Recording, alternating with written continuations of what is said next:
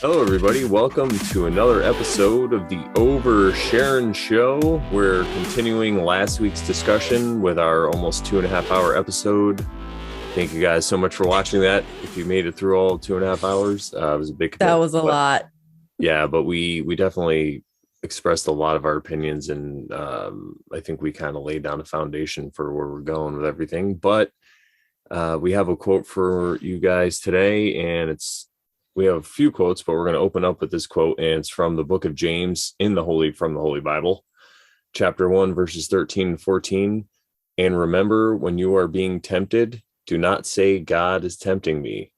God is never tempted to do wrong, and he never tempts anyone else. Temptation comes from our own desires, which entice us and drag us away.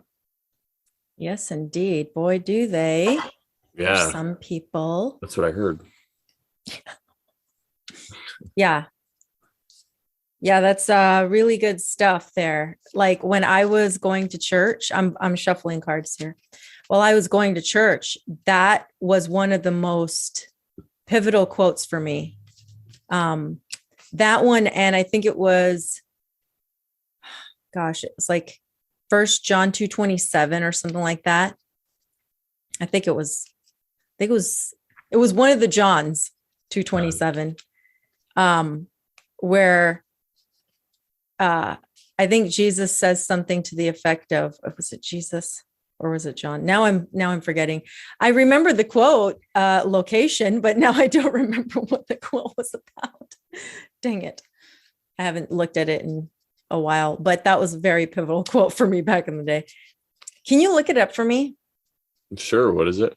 I think it was 1 John 2:27. All right.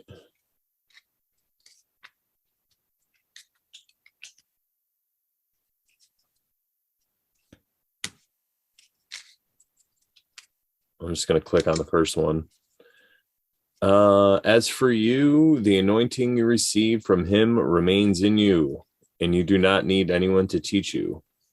Exactly. But as his anointing teaches you about all things, and as the anointing is real, not counterfeit, just as it has taught you, remain in him. Yep. So to me, when I saw that, as time went by and I saw people trying to tell me what things meant, I'm like, but I thought 1 John 2:27 said, I don't need a teacher because I have a teacher. The teacher's within me. Didn't Jesus say the kingdom of God is within you? How dare you? Trying to woke rape those poor Christians. I did. I tried, but they wouldn't have it. Yeah. So here I am about to pull a card. Oh, snap. Some cards fell.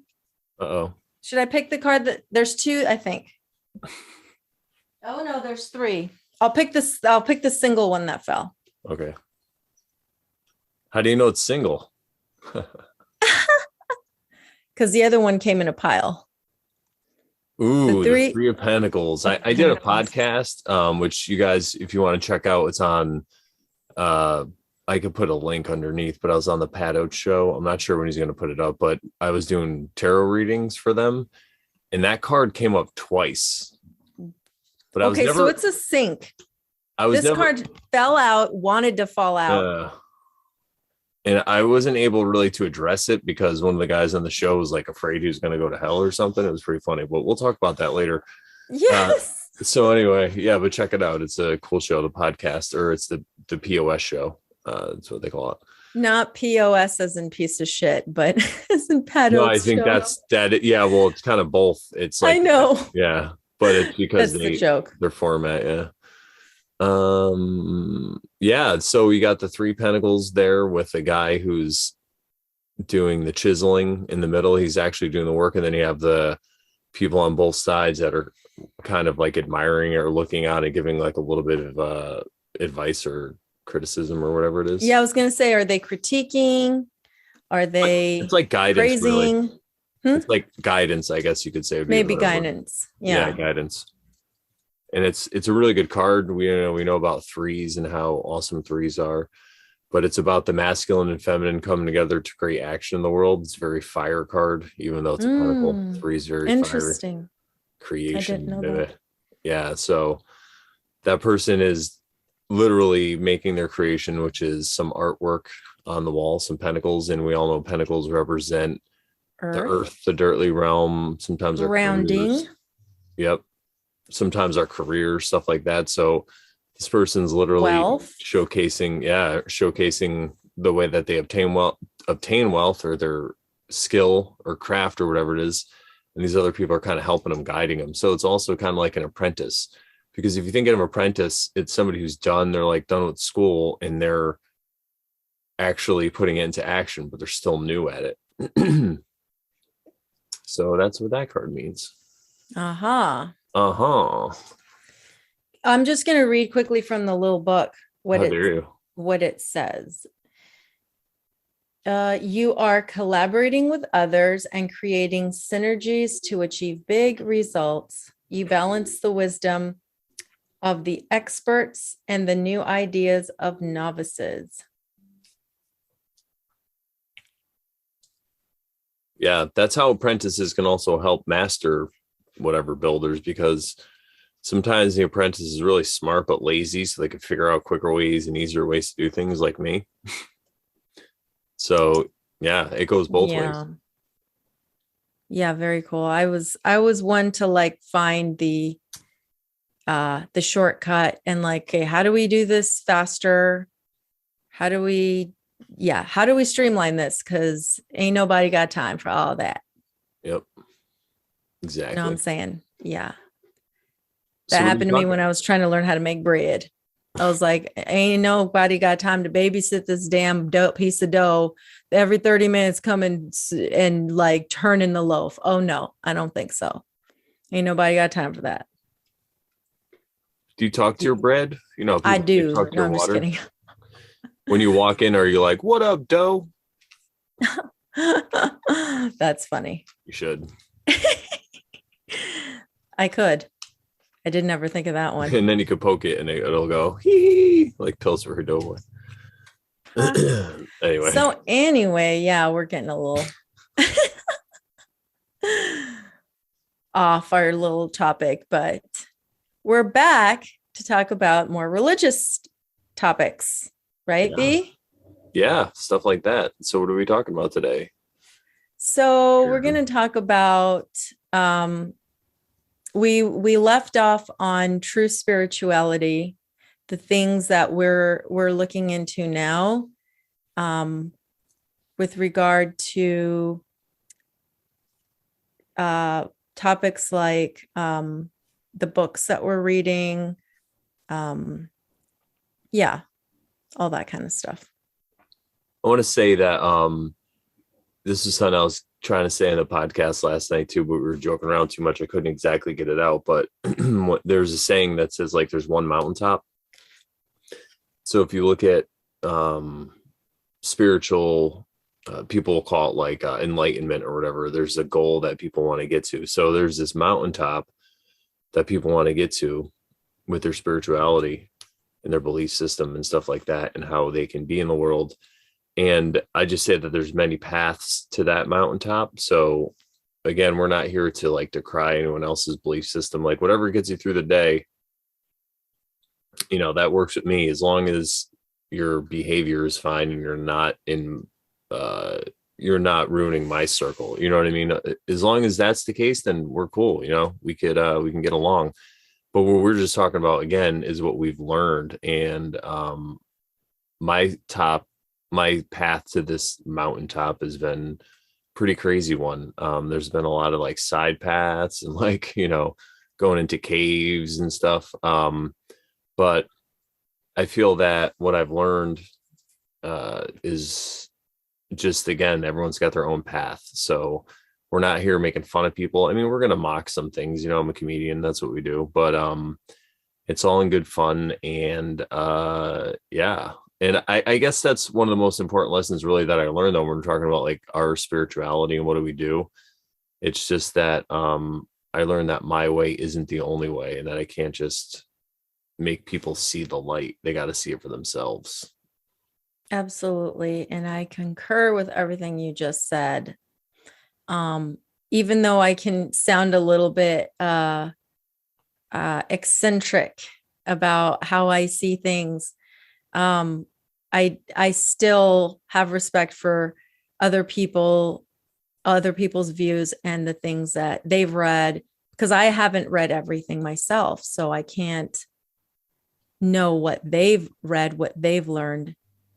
So it gives me um, an openness to hear other people's thoughts and ideas, and lots of things that I've looked at.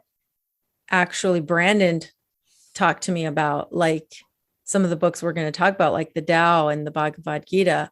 And they were books that I hadn't really heard of before. I mean, in the sense of like I'd heard of them, but I'd never considered looking into them or reading them or anything. But hearing, for example, the Tao as a reading, I got a link from Brandon, and he showed me the Tao, and just listening to it, it just found it very peaceful.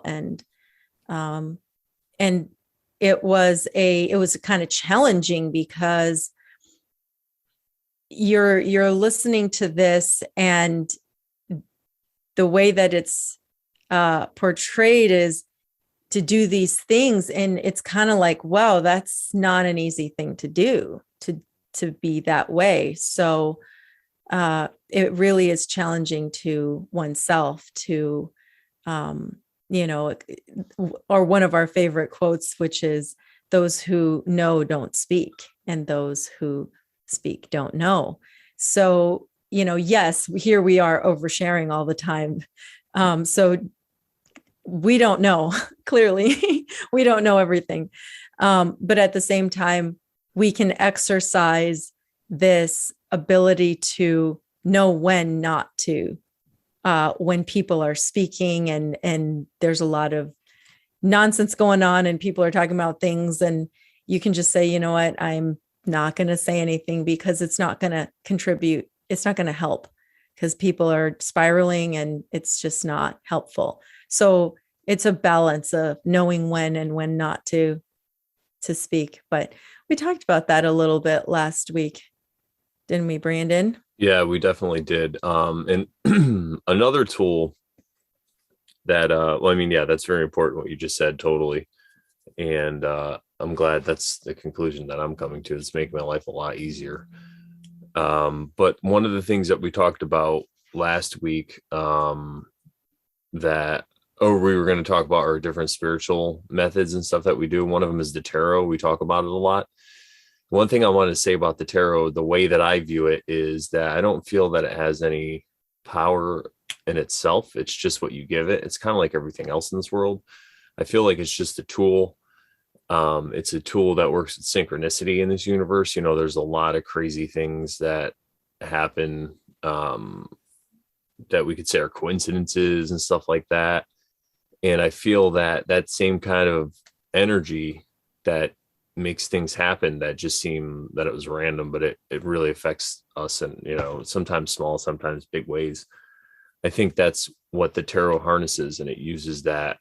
And you're just actually yourself, you're harnessing it with this tool, with this instrument. And it really has to do a lot with somebody's viewpoint, because it could be used in a negative way for sure. Just like a religion, like we were saying before, just like a Bible, because of the truth that is contained in the tarot, people can use it like bait and a trap to get somebody trapped for one reason or another. Sometimes people who are tarot readers will kind of prey on people like that, and they just tell them kind of what they need to hear to keep going. And it's always like, oh, a little more, buy this service, do this, you know. And I mean, you know, everyone's got to eat, right? So, but I think that's not the way that we use it. So I just wanted to explain that a little bit. Most people know that already, but if you're new to the show, or new even to the concepts of the tarot, and you're wondering, you know, what it's about, it's just like a tool, like a hammer, or like a gun. You know, some people are like into gun porn, and they just look at guns all day, and they like, you know, they fantasize about going to war and all this stuff. And then some people just have them as a tool to maybe hunt, or as self-defense protection if they need it. So, there's this wide range of spectrum of what people call like the tarot and all these spiritual concepts. And that's kind of how I view it. So I just wanted to say that a little bit about the tarot. And I wanted to interrupt you because you said that everybody's got to eat, right? And I was going to say, well, not everybody. Yeah. Breatharians, That's a whole well-practicing breatharians who know how not to eat, don't have to eat, perhaps, could it be? Yeah, allegedly, maybe not, or talk. Talkatarian. Oh God. All but right. Yeah. So thanks for that note about the tarot as well. That's a good point. And I think we've said that before, maybe, that it's a tool, just like other things are tools, guns, hammers, etc. But one of the Bible, the Bhagavad-Gita. Yeah. Could it be? Speaking of which. So next we're going to talk about different religious texts that maybe people aren't so familiar with, or they might have heard the names. And the Bhagavad-Gita is definitely one of those. And I have a quote here that I'll read from it. I really actually, that's right. I had it, but then I was looking up your Bible quote right quick. But the reason that I like the Bhagavad-Gita is it's just that I think I've kind of explained this before, but I'm not so invested in a lot of the background dogma or whatever it is, because I have nothing invested. I didn't grow up like as a Hindu or anything, so I could look at these ideas just from a different set of eyes. So I have nothing invested. It's just kind of like a nice story or a book to me. I'm not saying that I don't really view the Bible that way or whatever. It's just that, when you grow up with all these hellfire and brimstone ideas, it changes your view. So I think that's a valuable way to use some of these texts, but we're going to get into a lot of this stuff. Okay. As fire is obscured by the smoke, as a looking glass by the dust, as an embryo by the enveloping of the womb, so it, which is wisdom, is covered by the desire. And that's from the Bhagavad Gita. So what they're talking about there really, and a lot of the main theme of the Bhagavad Gita is about desires and overcoming desires and seeing the world for what it really is. And the way I kind of interpret that, it's already like a simile or whatever, right? It's already a interpretation or a comparison. But the way I look at it is, it's just that if you have a desire that you are keep needing to fulfill or to satiate, that it's going to affect the whole way that you see the world, because you're going to put that priority above who knows what else.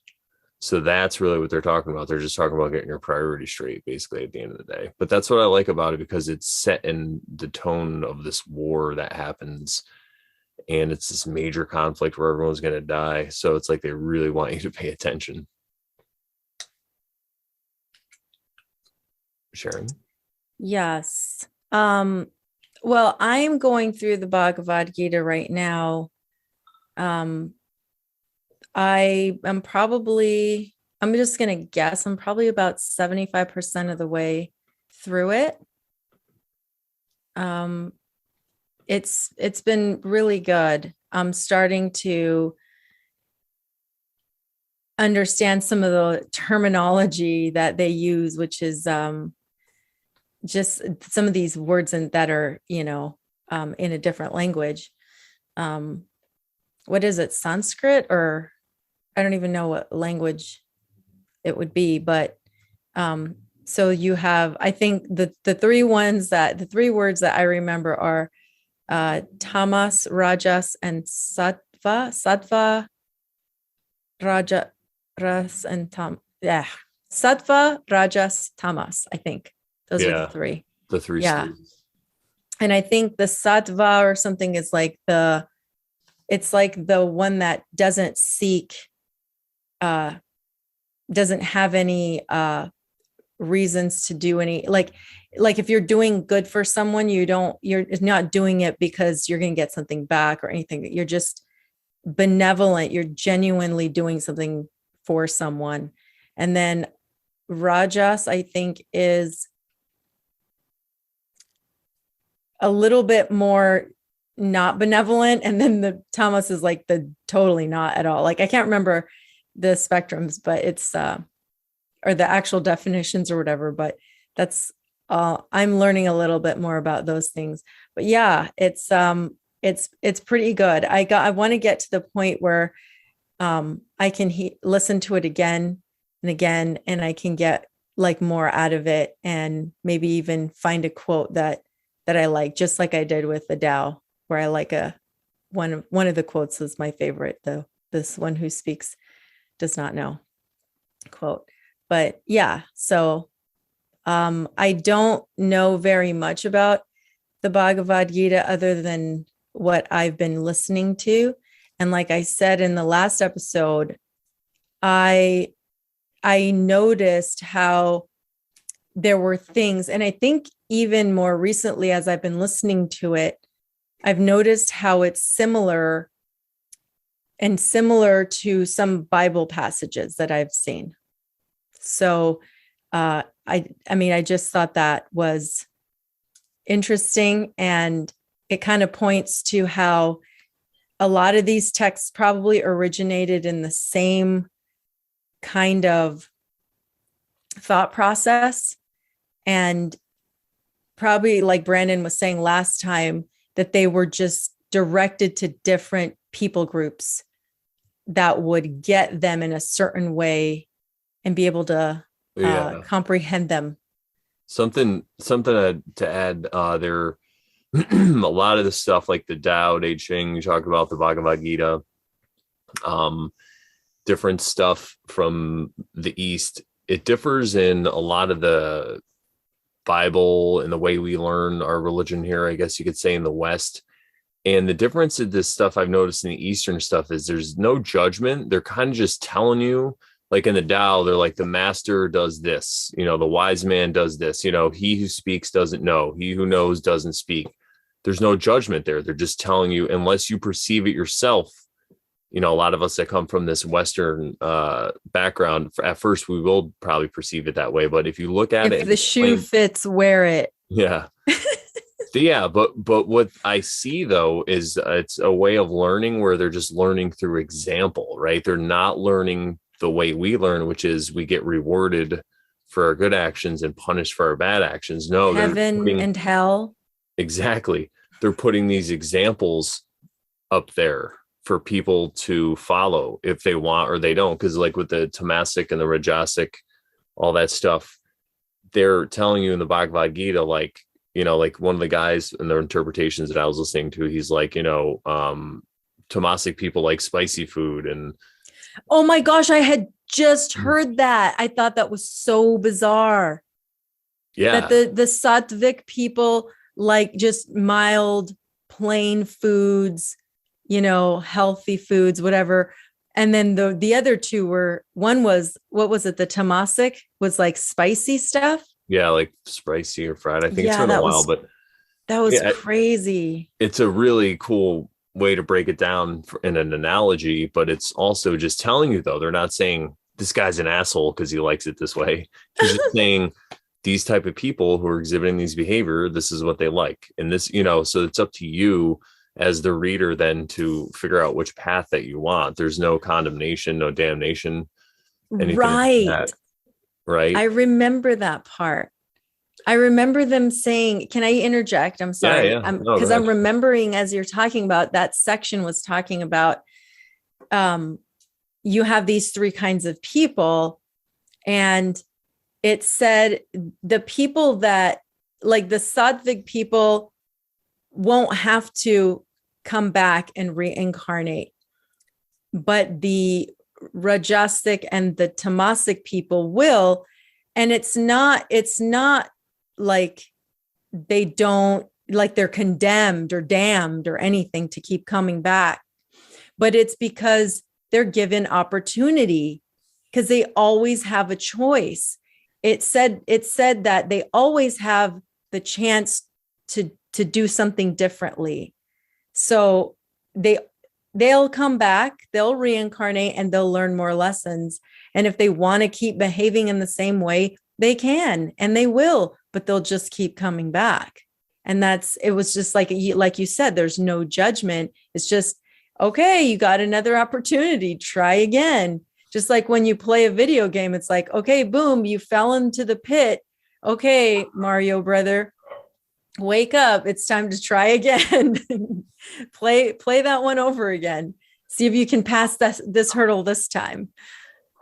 Yeah, and continuing with your video game analogy, it's like if you've played a game a lot and you're really good at it and you're like this really masterful player, and then you give the controller to like a younger brother who stinks or whatever it is, or a kid, or somebody's not as good, and you kick their ass at it, it's not going to feel as good. It's like it's kind of like a Halloween, but it's the same kind of way that we're judging people that we see that are on a different path. It's just like, oh, they're just on a different level than us. We're at we perceive ourselves as being at a higher level, but what if it's the other way around? What if you could just devolve to a more simplistic view and you have a happier life? Who knows? But what I mean is they're just going through the processes that they have to go through to get to where they need to go.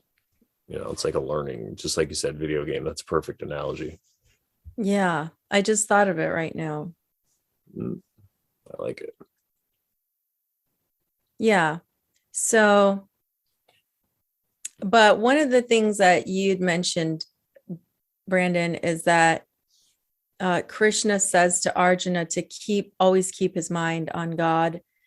And to me, that goes back to the attention we're talking about, the worship, to keep your mind on God. That's where you put your attention. And that's also being in the present moment.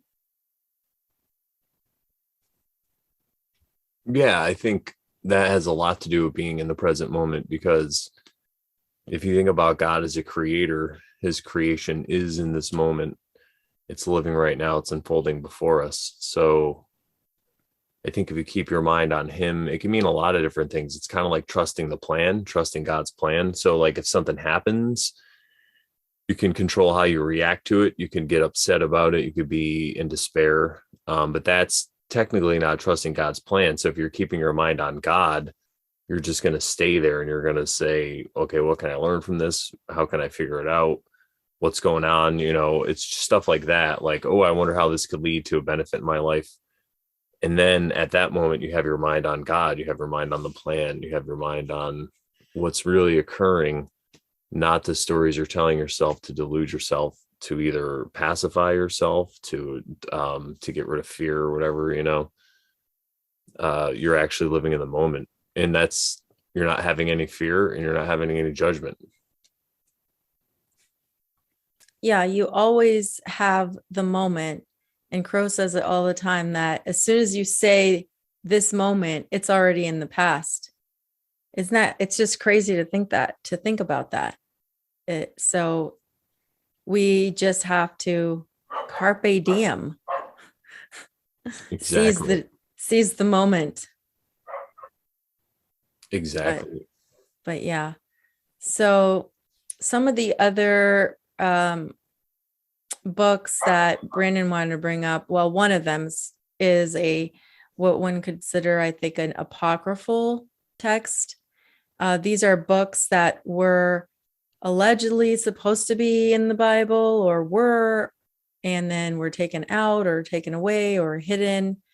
There's just lots of different names for these kinds of books, but one of them is called the Book of Thomas. And Brandon, you were saying that it's to you, like when you read those books, it sounds to you familiar in some way. Yeah, the way that they read, it sounds more, or has the feeling more of, like we were talking about, for these Eastern religions that you see in Asia, like the Tao, Buddhism, Hinduism, like Hinduism, stuff like that. Because again, it's just a plain reading, and it's kind of like a riddle And it really is also like a proverb or a like a parable, like we were saying, or like a proverb, I guess. But Yeah. it's just this saying, and there's really no judgment involved, and there's really no way for anybody to get offended unless they're taking it super personally, you know. But in that society, I don't think that's how it goes as much. So one of the we have a quote here we're going to read from there. Oh, right. Oh yeah, we did. You sent it to me on the computer. Here Yeah. it is. So the one I wanted to read, just to give you guys an idea, it says, Jesus said to his disciples, compare me to someone and tell me who I am like. Simon Peter said to him, you are like a righteous angel. Matthew said to him, you are like a wise philosopher. Thomas said to him, Master, my mouth is wholly incapable of saying whom you are like. Jesus said, I am not your master, because you have drunk and you have become intoxicated from the bubbling spring which I have measured out. And he took him and withdrew him. He took him and withdrew and told him three things.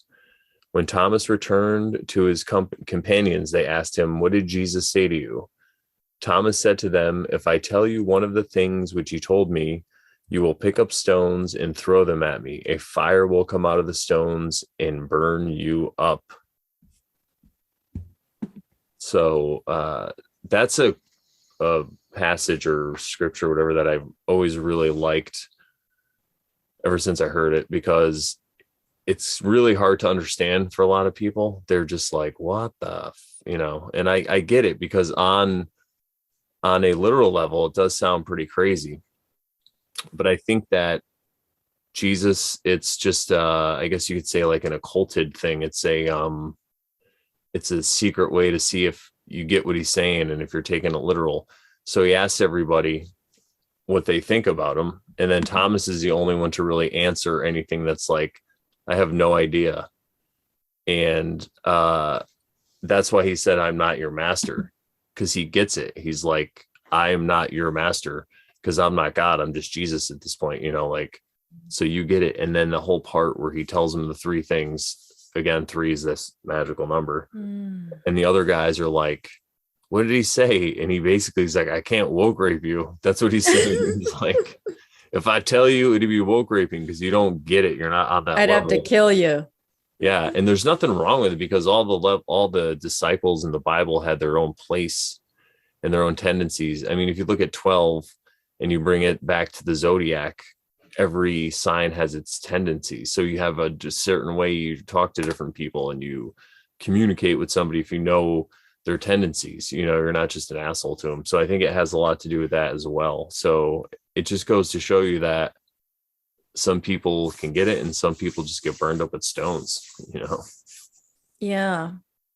The quote I wanted to read from the Gospel of Thomas was shortly after the one that you read. And it says, Jesus said, when you see one who was not born of a woman, prostrate yourselves on your faces and worship him. That one is your father. And again, that is very esoteric in meaning. Jesus he was never asking for worship either. He was always like, I do what my father says, and you should too. Like, pray to your Father in heaven. And how should you pray? Our Father, right? He didn't say, Dear Jesus. He said, Our Father. So to me, this is just a deeper way of saying that, the way I see it from what I've come to see, is that the Father is the higher self, the one within, the one whom Jesus prayed to always, the all Father, the essence of all things, the creator that is within us, because he said that the kingdom of heaven is within you. The kingdom of God, the kingdom of heaven, same thing, is within you. Our Father who art in heaven. Heaven is within you. Exactly. Hallowed be thy Exactly. name. Exactly. So he's saying, when you see this one who was not born of a woman, and who is not born of a woman, the spirit is not, the spirit within us, the divine consciousness within us was not born of a woman. It's just this flesh, this outer flesh that The was. physical. Yeah. So when you see that, when you come to enlightenment and you see that divine source who was not born of a woman, that you can give your attention to, that you can worship, because worship is giving your attention to, right? So, and know that that is your father. Yeah. That to me is like, that's fire, dude. Totally. And I just read that right now. I hadn't picked up this book in like a couple of years. I think I read it maybe a year and a half or 2 years ago, maybe two, because that's when I was listening to Zen Garcia back in the day, his YouTube channel, because he was doing a lot of readings of all these apocryphal texts and all these hidden texts. So that was very curious to me. I wanted to know more about those things, and I ended up buying quite a few of his books, and a lot of them are like right there. Nice. So, and there are a lot of these apocryphal texts. So I hadn't read this in a while, and I didn't have the eyes to see it back then. Back then I was just like, what is it? What does it even mean? But now I'm like, whoa. Brandon was like, let's pick a quote to read from it. And I'm like, okay. So we went and looked, and I saw that one. I'm like, that's the quote I want to read. Yeah. It's funny how they find you. And so the next thing we want to talk about is, a lot of these people, a lot of people will say that it looks like the religion and these ideas that we have, it's possible that they come out of the East, out of these ideas like Buddhism and the Tao and stuff like that. And that maybe the Book of Thomas is just like a rewriting of the Tao, and that's where we get our stuff from or whatever. But I think that from what I've seen and looked into, looks like it goes back further. Like maybe there was some kind of reset. A lot of different religions and belief systems, there's this flood that they talk about or like a major reset in society. So if you think about that, anything that comes down to us after any of this history is all going to be like everything before that is erased or like lost, supposedly, right? So is it possible that there was a system in that time that mirrors all this stuff? And like we were saying before, it was taken to different people. And like we said before, it was just said in their language, whatever way that they could absorb it the easiest. And it was translated by people who were maybe more like Thomas that could kind of get it. So maybe they were the priest class. They were the ones that would go amongst the world and kind of help people in the study. Now, to what degree, maybe they talk about golden ages and maybe everybody was more hip to this stuff. Maybe it was more mainstream back then and these people weren't as needed. Or maybe they were the ones that everybody looked to. It's hard really to say, but I think that's what it was. And there was a class of people. And when you hear anyone talk about like the Aryans, I think that's the class that they could be referring to. Michael Tessarion, we were talking before about how he talks a lot about this. He thinks that the Aryans are the Ari because Iran is the same thing. That name comes right from that directly. And Ireland is very similar. Yeah, and Ireland as well. So I think that they were just a priestly class is what they allegedly were, according to some kind of Michael Tessarion and others like who are onto this discussion, this topic. Yeah. And I think the naming of stuff after this and the obsession with Aryan is just an echo of really an appreciation of what they were doing and, giving them these holy sites. And now later we just don't know because it's, we talk about the way our history is so screwed up. So yeah, I think that's a really possible, it's really plausible, an idea, because that would explain why there's these major themes running through a lot of the different world religions, and then they're just interpreted in different ways. And now they're even interpreted of ways to control people, and in every area, government will have a way to use a religion as well to control people. So again, it's just like a tool.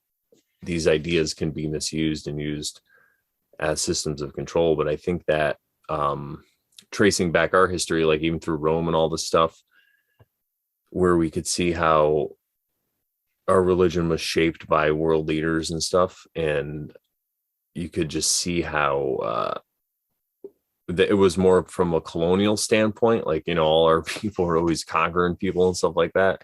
So I think that's why the lore, the religion of the people has to be so hell and fire and brimstone. It's kind of just what you want your population to go with, or I guess maybe with what they'll identify with and go with themselves. But yeah, I just wanted to talk about that because I think that's something that some people might miss, when they're talking about these people and those people and these ideas. That all this stuff I think is new. I think it's really post flood or flood, reset, post diluvian, right? The deluge or whatever happened. Mm-hmm. So yeah, what do you think about all that? I know that you've heard a lot about that stuff, but yeah, I think it just really makes sense.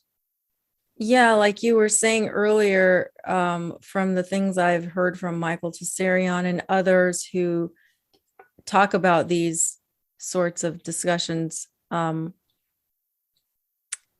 this group of people who were called Aryans were pretty much from the same, they were the same kind of people. It wasn't so much their skin color. Some people say, oh, they were white or whatever, but it wasn't about that. I think Michael Tsarion says that it was a priestly class that they were.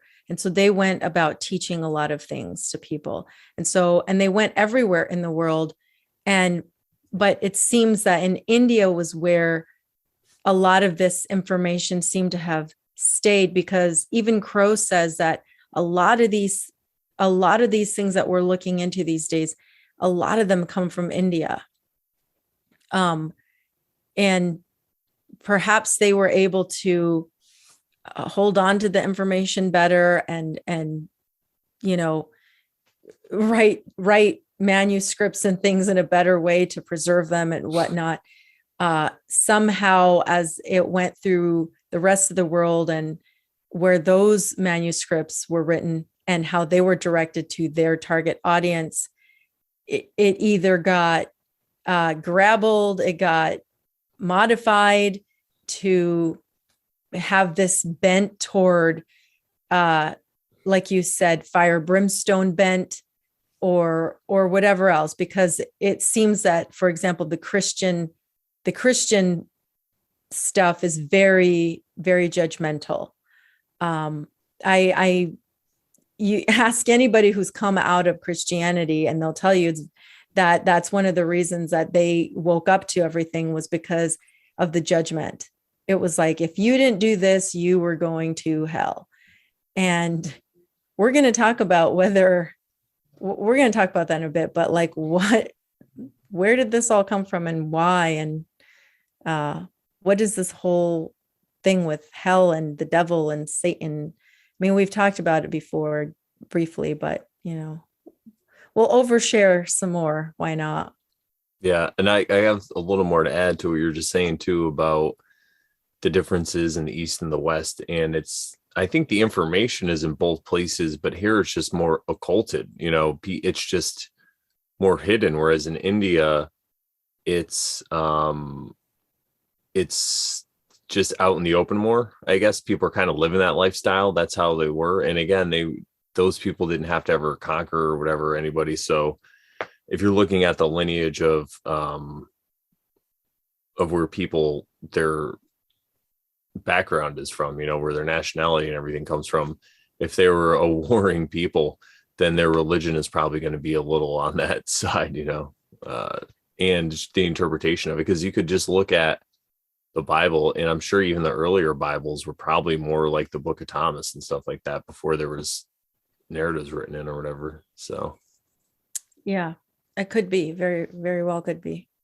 Yeah, and I think a lot of this information was preserved by the Hermetics or the Hermeticists, and I feel like they knew that they kind of had to keep it underground. That's what all these different secret societies, some of them maybe were about, or even mystery schools, because it's all about mystery, Mm-hmm.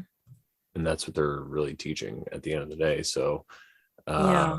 yeah, and again in India and that those places, it was just easier, I guess, for them to keep it out in the open, or maybe they just, Yeah.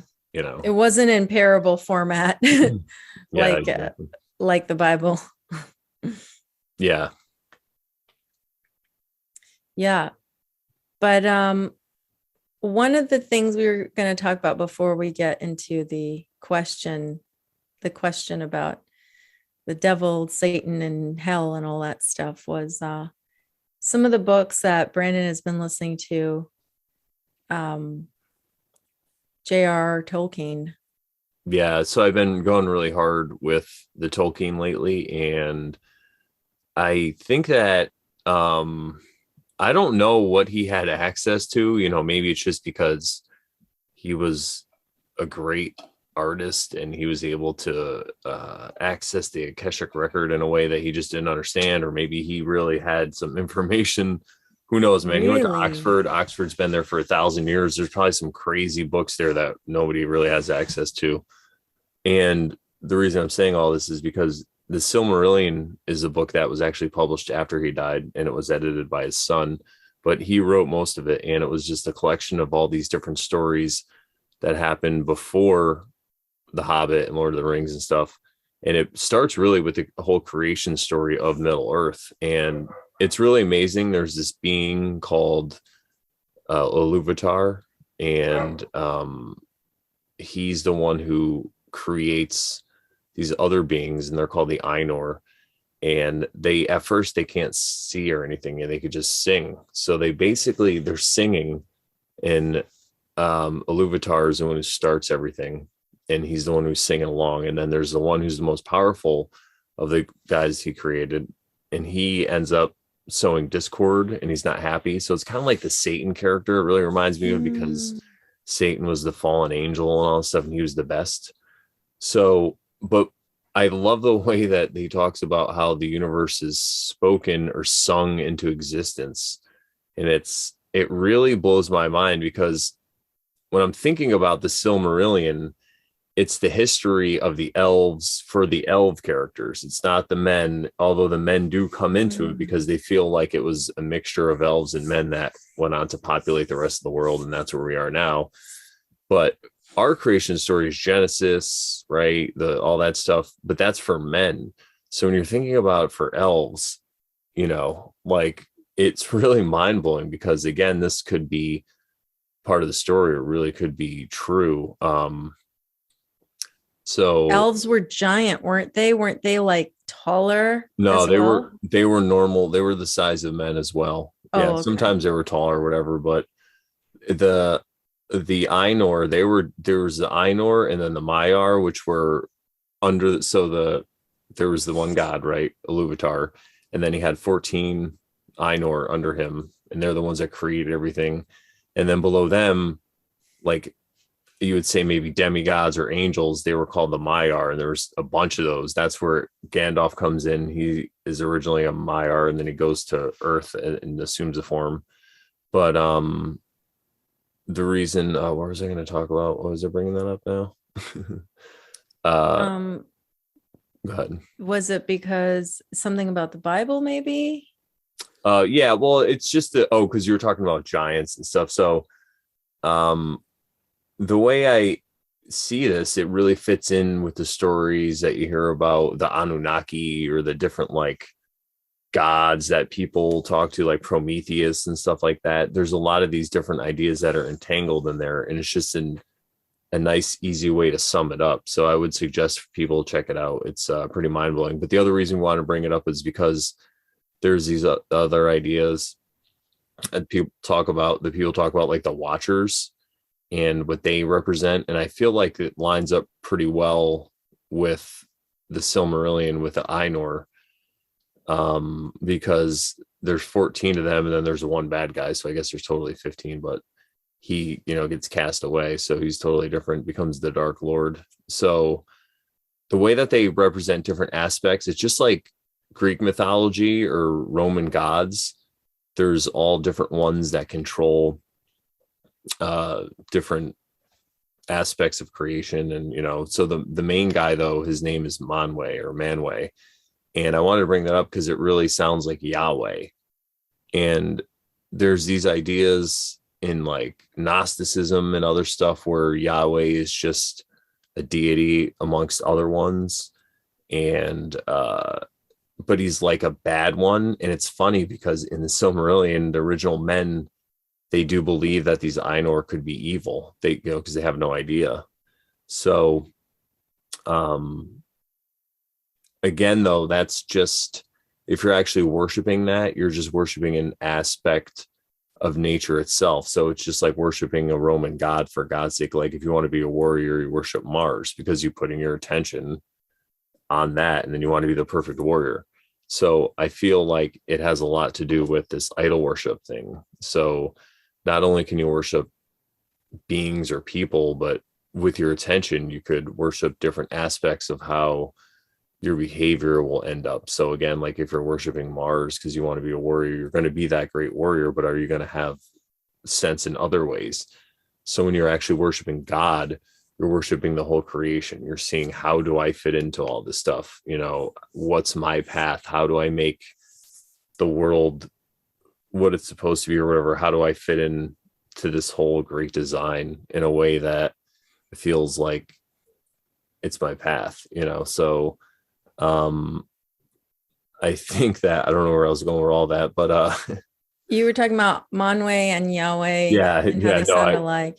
Yeah. So, go ahead. But I just kind of wanted to highlight that and just throw some stuff behind it. But I really had no total goal in mind with that. Okay. Yeah, but go ahead.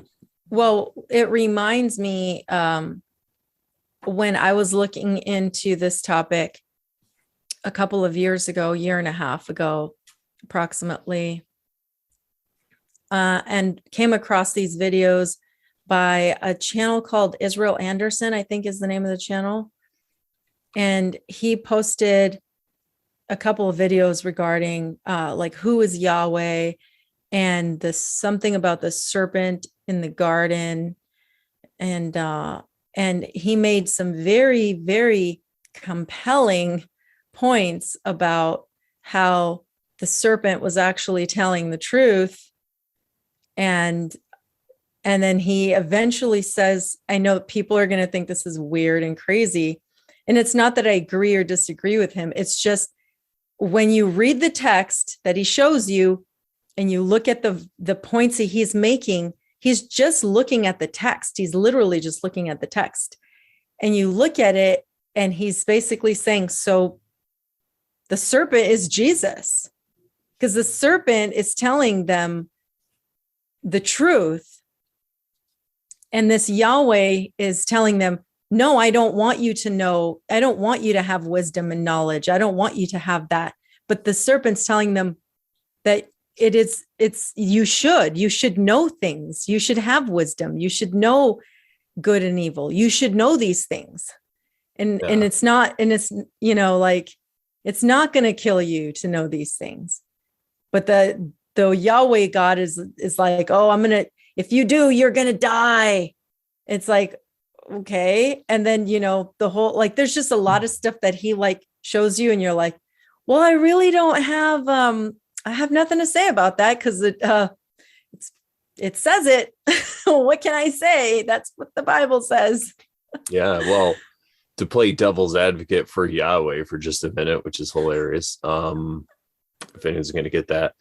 But see, the Yahweh actually wasn't really lying, though, because right. That's why I'm saying you can see it in two different lights, right? Yeah, you can always there's multiple ways to look at these things. He was like, yo, Snake, chill, quit woke raping these people. They ain't ready yet. And I mean, right.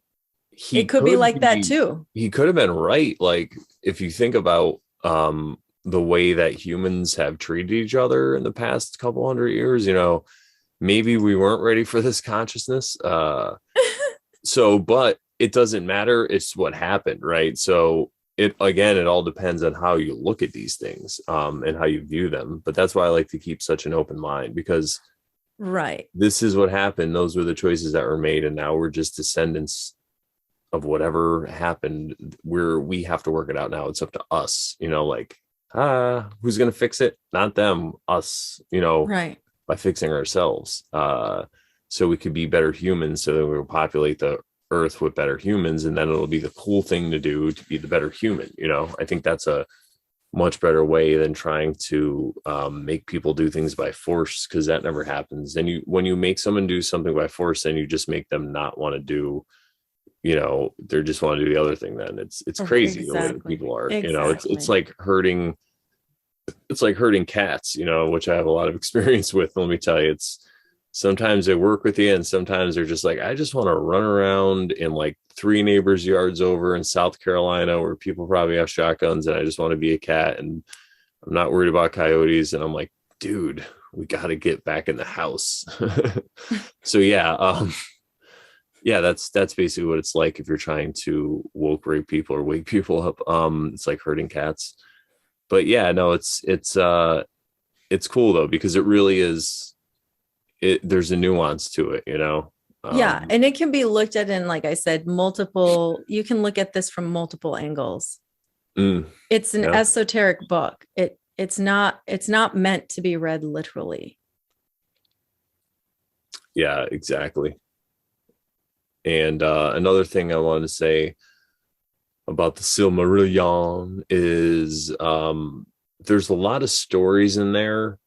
That one of the stories that I really like is about a character named I think his name is Tor.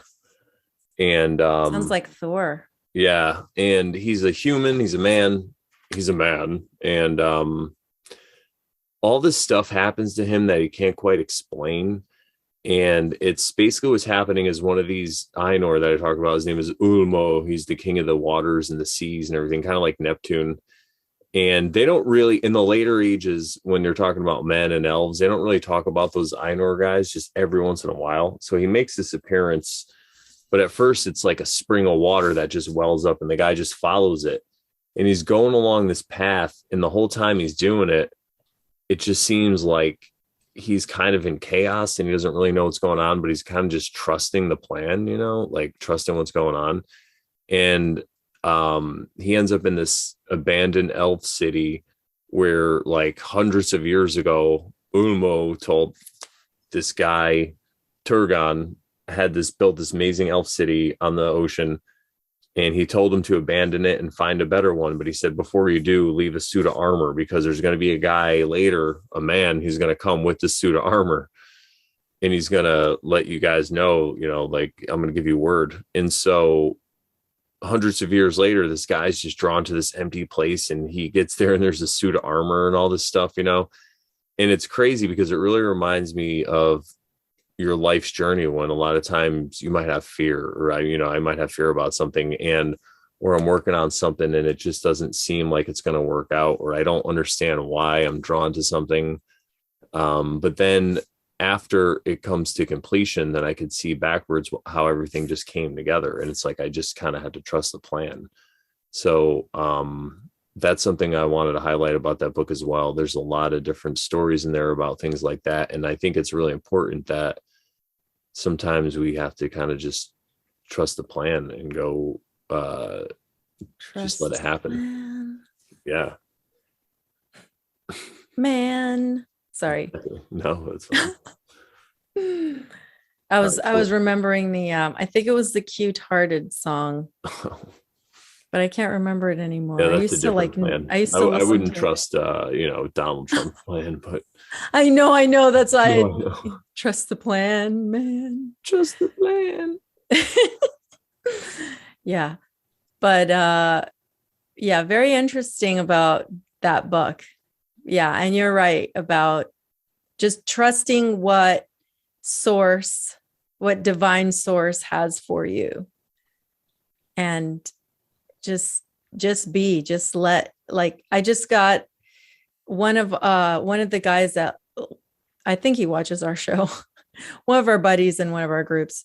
sent me a link to a video yesterday, and it was just talking about just be like, don't worry and just be. And yeah, we should just be. There's nothing to worry about. That's Exactly. hard. I mean, for a lot of people. Yeah, in the society, we've said it so many times before, we're just really taught to accept and get all our validation from external sources. And it's always like we always have to be doing something and going and achieving. It goes along with the consumerism that you see, everyone's got to be buying things and stuff. So that's some kind of lesson we could take from our friends in the East, that are a little more chilled out. Yeah, definitely. And could that be the reason why heart disease is the biggest killer in this country, whatever? I mean, I don't even know if that's still true. It's probably, I don't even know. It's probably corona. But yeah, it's like allegedly. Yeah. I think it has a lot to do with the stress and stuff. Oh yeah. People stress themselves out. So what are we talking about next, Sharon? Well, we're talking about the question that we asked before. Is there a devil? Is there Satan? Is there hell? Well, I think we should talk about how really, I think we've kind of already answered that question with all these episodes and stuff that we've talked about. But to tie it all together, I think we could say that at the end of the day, what's actually motivating you? Is it fear or is it love? And if it's fear, where's that fear coming from? What's causing that fear? And what created that fear in the first place? Yeah. Like if you had been a little baby and no one had told you this, would that have come naturally to you to be like, there's a such thing as a heaven and there's a such thing as a hell, and if I do this, I'm going to get sent to one or the other places if I die or whatever? Yeah. Like, does that come naturally to a young child, or is that indoctrinated? Could it be? Yeah. And I think if you look, because, people in Eastern cultures and stuff, they don't have this concept and they don't have this idea. So I think, again, it goes back to the way people are raised in a society with reward and punishment and stuff like that. If you have a place that's the ultimate reward, and then you have a place that's the ultimate punishment, but nobody knows or could describe what exactly it is. It's just your best fantasy is the best place, and the other one is your worst nightmare. Mm-hmm. Yeah. Allegedly. Allegedly. I could see how it could be used as a great motivation tool, because you don't know allegedly till after you're dead. To control people. Yeah. So it seems to me like it's a system of control that's put in this realm. So it's something that's otherworldly to make you directly affect your behavior. Now, so there's some truth in that, I think, because we talked about earlier with the concept of reincarnation and like, is this whole realm just a test and stuff? So I think it is possible to graduate to different levels. I think we all have to do it together, though. That's the real bummer, right? Like, we all got to figure it out. But I think as we do, parts of us, whatever, or this race or whatever you want to call it, the human race, goes to the next level. And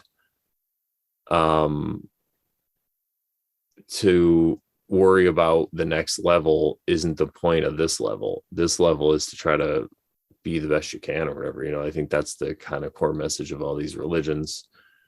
And then the whole concept of, if there's like an actual devil, like a being or a character, I think that kind of gives somebody, so if you have an external force that is the evil one, then it kind of gives you a place to put your own, even if it's a little bit, but some of your own responsibility, because We've talked about this before, victim consciousness. yeah, I think it comes from a place of victim. Now, I think if you're going to use it as a term where it's like allegorical, or you're referring to a way, because see, this is the thing, when some people say that it's the devil that did this and stuff, and they're talking about like the devil that tricks people and the trickster, I think that there are elements in the human psychology that could be externalized, that could be said to be the devil. So in a way, it's well, like, this goes back, dare I interrupt you, but this goes back to the quote you read at the very beginning, James 1:13-14, that says, and remember, when you're being tempted, do not say, God is tempting me. God is never tempted to do wrong, and he never tempts anyone else. Temptation comes from our own desires, which entice us and drag us away. The inner demons, your own demons. yeah, The self. exactly. I think it's just it's a good way to refer to it exoterically in the outer realm, when you're saying like there is a part of, that's not all me out there, it's exterior. When you say the devil, it could be a good way for some people to use that and to understand that concept, because I think if they're enunciating that way and that's how they feel, and it still gets them to overcome their desires and their temptations and to walk closer to the path of Christ, I have no problem with people believing that there's a devil if that's what's working for them. It's just that when they try to condemn other people and judge other people and say that, you're worshiping the devil or the devil is coming to get you, well, then it comes on me, and that's just not my belief system. So again, I have no problem with people believing that there's a devil and Satan's out there, because you can make a really good argument for the way people are behaving that there is a devil and he's kind of in charge, right? So I mean, people's inner demons. Yeah, exactly. In mass. Yeah, like a mass psychosis are all getting together, and it could appear that it's being puppeted from one place, like that makes sense. It's a viable thing where I could see their argument. So again, I'm not trying to deconstruct people's whole worldview and woke rape them. So it's just, this is how I view it, right? I just think that it's more about the inner battle. And if there is a devil, I know the only way that I could really combat him is to combat my inner demons. And maybe that's part of him, like just like the other part of me is part of God. Maybe there is another being. I don't know for sure. But the way it's used is what I don't like by most people that say this is, you're worshiping the devil. You're going to go to hell. The devil's going to get me. I got to blame the devil. All these things, just like I said to my friend on the podcast last night, when I was talking about tarot, I was like, listen, if you're worried about demons and the devil and all this stuff, what I can tell you is, from what I've seen, it's always a choice. You have to consciously make a choice to do evil. You're not going to be, you could be tricked into it. That's not what I mean. But it's not like I'm going to say, here's a card, and then just because you're looking at a card, that act is not evil itself. It's the choices that you make based on that then become evil, and then you could be possessed or whatever. Right. And then your soul's in danger. There you go. Yeah. And all that you're saying reminds me of the way Bill Donahue explains this concept. And he says, there is only one power. Basically, it's one creator, one power. It's him. He is the power, but how you use it, because you have choice. How do you use the power? He said, if you put an electrician in this room, in this building, and you can get him to light up all the lights because he knows what he's doing. He's like, you put me on that. He's like, I'll burn the whole place down, because it's how you use the power. So it's there you go. It's removal of judgment. There's no judgment. There's no devil there. It's the power, and how you use it is how it's just like you can use it for good or you can use it for bad things. Yeah. You could, in evil can't create, that's really highlighted well in Tolkien as well. It just could, like the orcs, they're like, where do It's the orcs just come from? manipulated. It's a manipulation, it's an inversion, right? Because they say that the Mhm. orcs are probably just elves that they took and corrupted and did all these evil things to. Mhm. So yeah, it's awesome, because that's when you realize that there is no fear. You don't have to be afraid of the devil Right. or hell. And that was huge for me in like the deconversion process of the indoctrination of being in a church for most of my life. Was there was freedom. There was no fear. Like and people are like, but you should fear God. I'm like, I don't fear my creator. I don't fear, if I'm living right and according to the way he wants me to live, what do I have to fear? I have nothing to fear, Well, you know? I think by your actions you're fearing the creator, because I think originally what that really means, or I'll just say my humble interpretation of what that means, is that Honor and respect, or what? it's that you should trust the plan, right? And if you're not Okay. trusting the plan, you're fearing something else. And if you are trusting the plan, you're basically just fearing God, because you're fearing to get off the path instead of, most people are fearing to go on the path. They're like, oh shit, I'm gonna what's gonna happen? You're just like, nope, I'm just dialed in, so I only fear Okay. God. He's my only fear, which means I do what I think he says I should, or then I'm afraid to sin, I'm afraid to give in to my desires. That's what it is. You have a fear Okay. of doing That's that. okay. I mean, I can see that, but I wouldn't call that fear, Yeah, me well, personally. yeah, I think it's just in the way everything is related. And, that interpretation works a lot better for churchians to say you got to fear God. I It's know. when I But don't, but see, again, the way people do that is like it's very judgmental. But you gotta fear God. yeah, but they're No, already I judging, don't. so Huh? they're already judging. So they're already, Exactly. That's what I mean. Um, but it's cool. They got to figure it yeah. out. But along this topic of, is there a devil or Satan or whatever, when we were listening to the episode with, did we talk about the Fortune Germain, Saint Germain I don't think so. episode, the Crow episode? We didn't talk about it. I feel Maybe a like we little did bit. last time. Oh, I thought you meant on this episode. Oh, okay. Yeah, no, sorry. On the last episode, we talked about it. But one of the quotes that they read was the following, and I'll read it. It's that this is a Saint Germain quote. There is no devil in the universe except mankind's own inharmonious thoughts and feelings, both individual and en masse. I concur with that. Yeah, the en masse part. That's the Yeah. where it gets dangerous. But it starts on an individual level, so that's important as well. Yeah. It's like the microcosm and the macrocosm.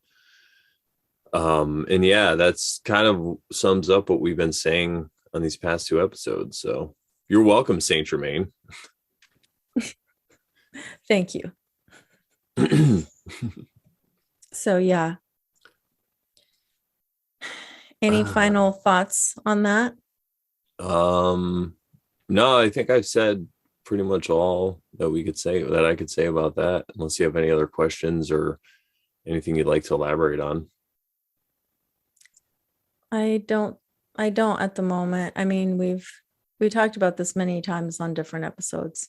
Awesome. Yeah, I think we could stick a fork in it. This one's a shorter one, but it's still over an hour. So, Yeah. we can't, but one thing we wanted to share was our new logo. oh yeah, that's right? right. I forgot about that.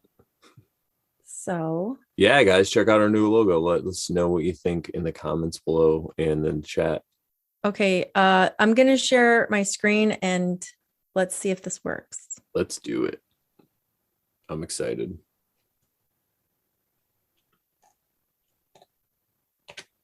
And then while she's doing that, I could tell you that there we go. We have a new page up on morelawsmoreproblems.com/over Sharon, but you could just go to morelawsmoreproblems.com and then click on the Over Sharon tab, and you'll see a little page and a little write-up that we did. And we put some links there for you, so check it out. And if you want to share the show, that's a good way to do it with people. You could just share that link, and then they can listen the best way that they want. Yep. So awesome. There you go. There you go. That's what our logo looks like for now. Yeah, I'm excited. Cool. So, yeah, big things happening. We got more things happening. So make sure you like the video, share it, subscribe, all the fun stuff. If you have any questions or comments, please leave them below. That's how we actually form some of our episodes, or from your guys' comments. And yeah, so what do we say to the fine people, Sharon? That if you're not oversharing, then you're totally not caring. That's right. Later.